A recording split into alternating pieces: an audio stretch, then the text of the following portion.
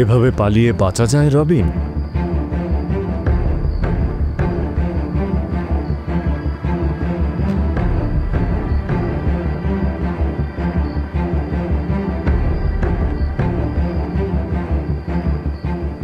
কত দূর যাবে তুমি বলো?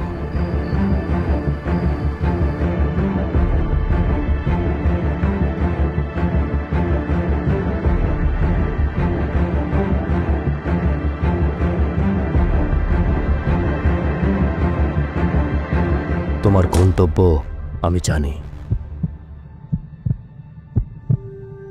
একবার যদি দেখা হয়ে যায় মাদক নামক এই দানবের সাথে, তবে কঠিন তাকে এড়িয়ে চলা। বাংলাদেশে আনুমানিক ৭০ থেকে ৮০ লক্ষ মানুষ মাদকাসক্ত, যার মধ্যে ৭০% তরুণ তরুণী। অক্সফোর্ড স্টাডি ২০১৯-এর গবেষণা অনুযায়ী বাংলাদেশের ২৫% যুবক মাদকাসক্ত। এর মধ্যে ৩৫% হেরোইন এবং ৪০% কোকেন ব্যবহার করেন। নার্কোটিক্স কন্ট্রোল রিপোর্ট ২০২০ অনুযায়ী বাংলাদেশে প্রায় ৫০% মাদকাসক্ত তরুণ শিক্ষার্থী তাদের পড়াশোনা এবং কেরিয়ারে এর প্রভাব এড়াতে পারেন না। আরও ভয়াবহ বিষয় হচ্ছে, বাংলাদেশে মাদক সেবনকারীদের মধ্যে আত্মহত্যার হার বর্তমানে ১৫% বেড়েছে। এই পরিসংখ্যানগুলোই বাংলাদেশের তরুণ সমাজের ড্রাগের ব্যাপকতা এবং এর নেতিবাচক পরিণতির প্রমাণ দেয়।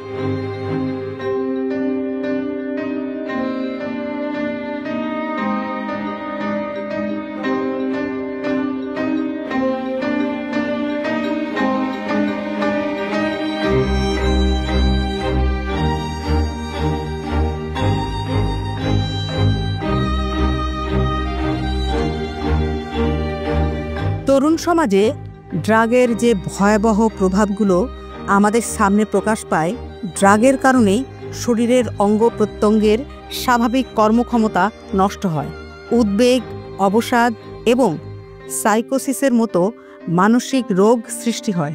ড্রাগের জন্য তরুণরা অনেক অর্থ অপচয় করে। ড্রাগাসক্তি কাজ ও পড়াশোনায় মনোযোগ কমিয়ে দেয়, যা দিন শেষে আমাদের ব্যর্থ মানুষ হিসাবে উপস্থাপন করে। ড্রাগাসক্তি মানসিক নিয়ন্ত্রণ নষ্ট করে, যা আমাদের সামাজিক সম্পর্কের অবনতি ঘটায়। অবৈধ ড্রাগাসক্ত ব্যক্তির সাথে সাথে তার পরিবারও আইনি জটিলতায় পড়তে পারে, যা পরিবারের সদস্যদের মধ্যে অশান্তি সৃষ্টি করে। অপরাধমূলক কর্মকাণ্ডে প্রতিনিয়ত জড়িত হবার ঝুঁকি বৃদ্ধি পায়।